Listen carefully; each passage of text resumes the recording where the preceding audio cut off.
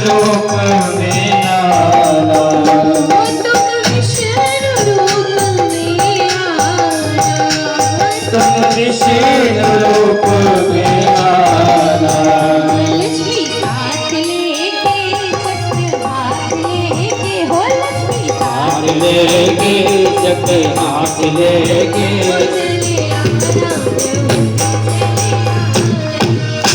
चले आना प्रभु जी चले आना,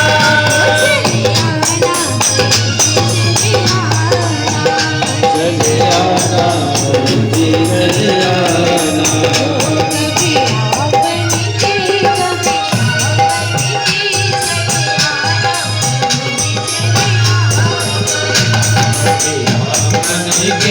कभी श्याम बन के चले आना प्रभु जी चले आना। प्रभु को कौन कौन बुलाना चाहता है? उठाइए दोनों हाथ, जो बुलाना चाहते हैं। हाथ नीचे नहीं होने चाहिए, भाव के साथ। हो कभी राम बने के, कभी श्याम बने के, चले आना प्रभु जी चले आना। कभी राम बन के कभी श्याम बन के चले आना प्रभु जी चले आना। कभी राम बने के, कभी श्याम बने के, चले आना प्रभु जी चले आना। राम बन के कभी श्याम बन के चले आना प्रभु जी चले आना। चले आना प्रभु जी चले आना। चले आना प्रभु जी चले आना। चले आना प्रभु जी चले आना। चले आना प्रभु जी चले आना।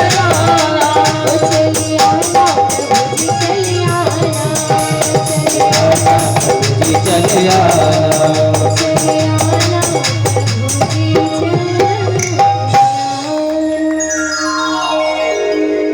बोली शिवा की बिहारी लाल की जय। बोली राधा रानी सरकार की जय। बोली श्रीमद् भागवत महापुराण की जय।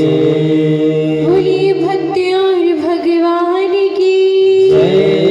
बोली हनुमान जी महाराज की जय। बोली गणेश भगवान की जय। बोली सरस्वती मैया की जय। बोली गौ मैया की जय। बोली सत्य सनातन धर्म की जय। जय जय श्री राधे। जय श्री राधे। जय जय श्री राधे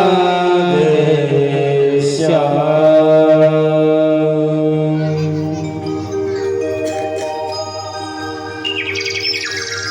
राधे श्याम।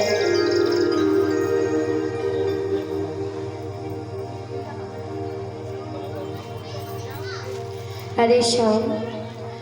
हम सभी श्री भोलेनाथ भूत भावन भोलेनाथ की छत्र छाया में विराजमान होकर के बड़ी ही सुंदर प्रभु श्री हरि की सुंदर सुंदर कथाओं का रसास्वादन कर रहे हैं। लखनऊ में त्रिवेणी नगर की पावन धराधाम में श्रीमद् भागवत महापुराण कथा का आयोजन, जिसका आज तृतीय दिवस है।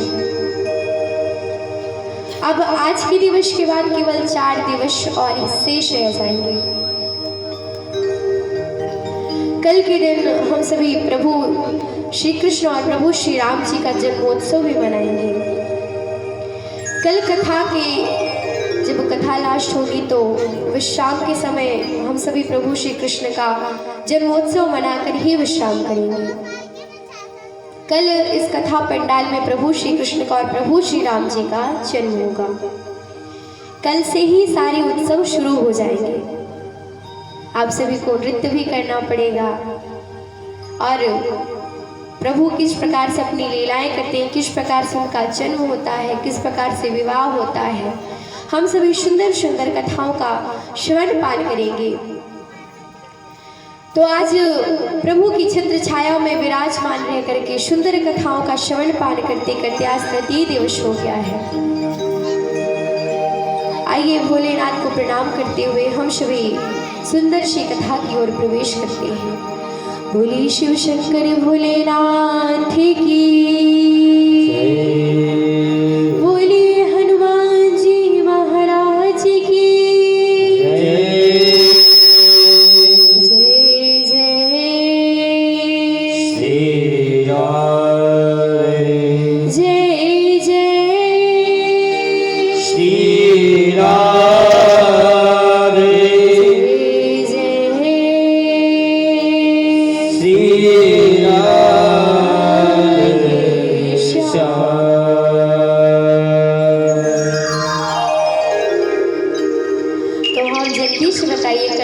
उपस्थित था। कल किसने कथा सुनी है? मैया आप लोगों ने जी, हमारे यजमान जी, भाभी जी हमारी, बताइए कल कौन सी कथा सुनाई गई है? जल्दी से जोर से बोलिए। क्या? हाँ, मतलब कि एक बताइए कोई सा प्रसंग।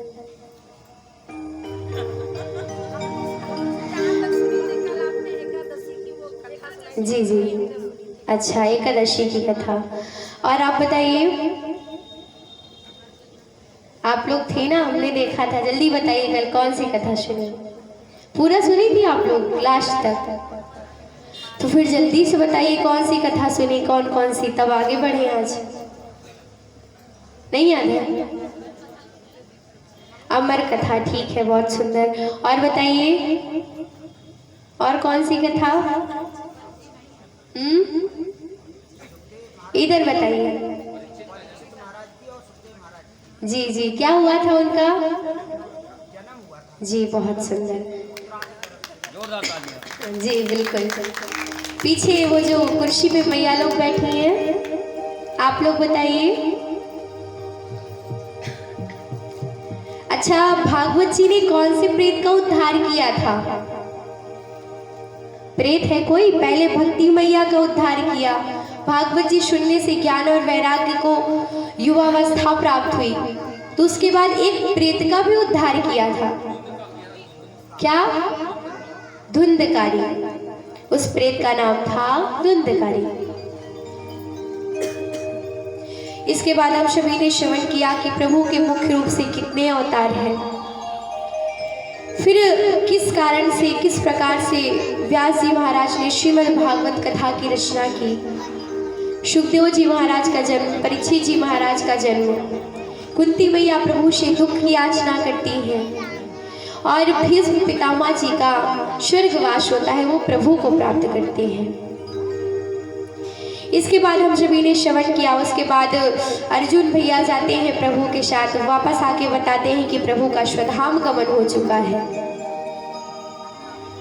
और जो बाकी कन्याएं थी अर्जुन भैया अपने साथ लेकर के आ रहे थे, उन्हें भीलों ने लूट लिया है। तो अर्जुन भैया कहते हैं, मनुज बली नहीं होते हैं, समय हो तो बलवान, और भीलन लूटी गोपिका, वही अर्जुन वही बाण। अर्थात मनुष्य बलवान नहीं होता, समय बलवान होता है। अगर आज आपका समय है तो कल अगले का भी समय आएगा। तो इसीलिए यदि आज आपका समय है तो उस पर अहंकार मत करिए, क्योंकि कल के दिवस अगले व्यक्ति का भी समय आ सकता है। तो आज अर्जुन भैया ने जैसे ही सबको बताया है, सबने सारा राजपाट परीक्षित जी को सौंपा है, और सौंप करके स्वयं स्वर्गारोहण की यात्रा करते हैं।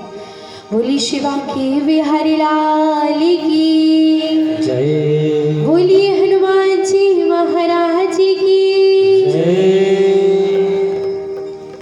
तो अब आइए हम सभी श्रवण करते हैं कि किस प्रकार से महाराज परीक्षित जी अपने राजपाट को संभालते हैं, और फिर किस प्रकार से कलयुग उनकी शरणागति प्राप्त करता है और वो कलयुग को रहने के लिए स्थान प्रदान करते हैं।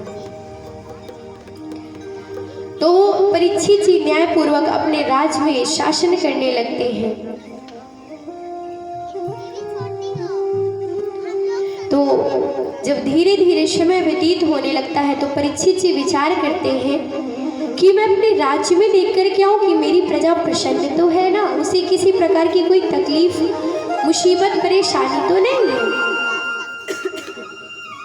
ऐसा विचार करके आज परीक्षित जी महाराज जाते हैं तो उन्होंने क्या देखा कि एक गाय माता खड़ी हुई है और उसके पास एक पैर वाला वृषभ खड़ा है। वृषभ अर्थात बछड़ा। वृषभ का अर्थ क्या होता है? बछड़ा। बछड़ा। और उनके पास एक काले रंग का पुरुष है जो गाय मैया को मार रहा है। तो आज जैसे ही परीक्षित जी देखते हैं बड़े परेशान होते हैं। आज तुरंत जाते हैं, कहते भैया तुम कौन हो और इस प्रकार से गाय माता को मार क्यों रहे हो? आज जैसे उन्होंने इस प्रकार से पूछा है, स्वाज उनके पूछने पर वो जो गाय माता थी वो बोल पड़ती है कि मैं और कोई नहीं बल्कि पृथ्वी माता हूँ। क्योंकि जब इस संसार में अधर्म बढ़ता है तब तब पृथ्वी माता गाय का रूप धारण करके प्रभु के पास जाती है और प्रभु से प्रार्थना करती है कि हे प्रभु आप अवतार लीजिए और हम सभी प्राणियों का कल्याण करिए।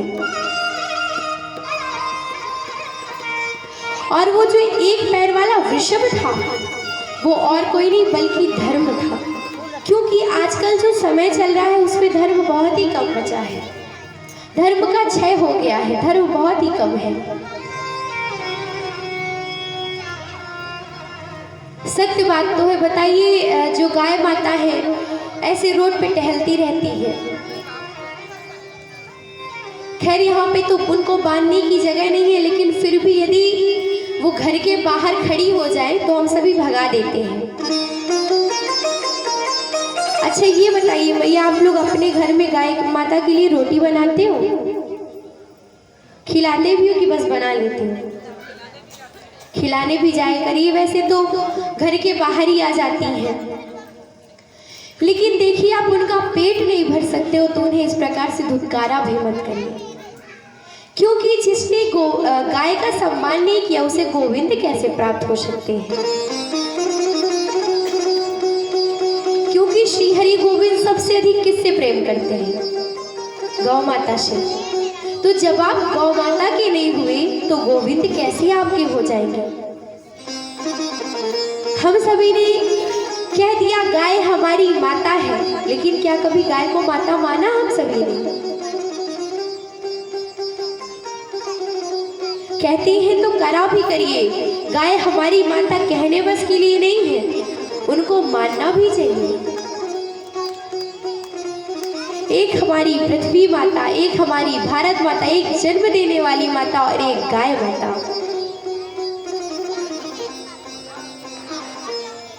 कहते हैं जिसके घर में गाय माता होती है उस घर से कभी लक्ष्मी नहीं जाती है। और गाय में हम सभी ने सुना है कि सभी देवी देवताओं का निवास भी होता है। गाय का जो गोबर है वो मैया लक्ष्मी के समान और गौमूत्र को गंगा जल के समान माना जाता है। कहते जब गाय माता में सभी को स्थान दिया जा रहा था, सभी देवी देवताओं को, तो गंगा मैया और लक्ष्मी मैया सबसे बाद में आती है। कहती हे मैया आप इतनी पवित्र हो, इतनी शीतल हो, हमको भी आप में स्थान चाहिए। तो गाय माता कहती अब तो कोई स्थान शेष नहीं रह गया, आपको कैसे मैं स्थान दे सकती हूँ? तो आज वो दोनों प्रार्थना करती कि नहीं नहीं गाय माता, हमें कोई ना कोई तो स्थान दे ही दीजिए। तो आज गाय माता प्रसन्न होकर के अपने गौमूत्र में गंगा जी को स्थान देती है और जो गाय का गोबर होता है उसमें लक्ष्मी मैया को स्थान प्रदान करती है। इसीलिए गंगा जल जो गंगा मैया है गोमूत्र को गंगा जल के समान और गाय के गोबर को लक्ष्मी मैया के समान माना जाता है। तो आप लोग बस कहावत मत करिए कि गाय हमारी माता है, उन्हें माना भी करिए। और एक बात याद रखिए, जब आप गाय का सम्मान करोगे तो गोविंद स्वतः ही अपने घर आ जाएंगे, क्योंकि ये जो कलयुग है बड़ा ही प्रचंड है। और इस कलयुग में तो अब क्या ही बताया जाए कि गाय माता की क्या हालत है। आज जैसे ही गाय माता ने बताया है, तो गाय माता के बताने पर आज वो जो काले रंग का पुरुष था वो और कोई नहीं बल्कि कलयुग था। आज परीक्षित जी के चरणों में आकर के गिर जाता है, कहता है, हे परीक्षित जी, जब से प्रभु का स्वधाम गमन हुआ है तब से मेरा आगमन हो गया है, तो इसीलिए मैं हाथ जोड़ करके प्रार्थना करता हूँ कि मुझे कुछ रहने के लिए स्थान दे दीजिए। जब परीक्षित जी से इस प्रकार से कलयुग ने याचना करी है तो परीक्षित जी कहते हैं ठीक है, और कलयुग को 4 स्थान देते हैं। कौन कौन से? द्यूतम पानम स्त्रियः शोणम यत्र धर्मश्चतुर्विधा। द्यूतम पानम स्त्रियः शोणम। द्यूतम अर्थात जहाँ पे जुआ खेला जाता है। जुआ अर्थात पत्ते, ताश। यहाँ पे कौन कौन जुआ खेलता है? हाथ उठाइए, सही सही बताइएगा। कोई खेलता है जुआ? पत्ते। देखिए, भगवान के आगे यदि खेलते हो तो बताइए आप लोग। खेलते तो नहीं है? पक्का? कौन कौन नहीं खेलता? हाथ उठाइए, जो पत्ते नहीं खेलते। एक दादाजी आधा हाथ उठाए हैं, तो इसका मतलब खेलते भी है नहीं भी। पीछे दादाजी ने हाथ नहीं उठाया, इसका मतलब आप खेलते हैं ना? गलत बात है। बताइए, पत्ते जुआ खेलने से किसका कल्याण हुआ? महाभारत में वो पांडवों ने खेला तो महाभारत हो गई। तो अब आप लोग का भी कुछ ऐसा इरादा है क्या? ये जुआ हुआ मत खेला करिए। जहाँ पे जुआ खेला जाता है वहाँ पे कलयुग का वास होता है। द्यूतम पानम, दूसरा स्थान है पानम, जहाँ पे शराब पी जाती है, जहाँ पे मदिरा पान किया जाता है, वहाँ पे कलयुग का वास होता है। तो ये बताइए, शराब कौन कौन पीता है? हाथ उठाइए। अच्छा, मैया लोग पीती है कि नहीं? नहीं? तो इधर हाथ उठाइए, कौन कौन पीता है? सही सही बताइएगा। वाह, पीते हैं इसका मतलब। अच्छा, दिवाली होली में कौन कौन पीता है? सही सही बताइए, क्योंकि आप पंडाल के नीचे बैठे हैं और भगवान जी के सामने बैठे, तो सही सही बताइएगा जी। वाह दादाजी, बहुत सुंदर। और कोई है जो पीता है?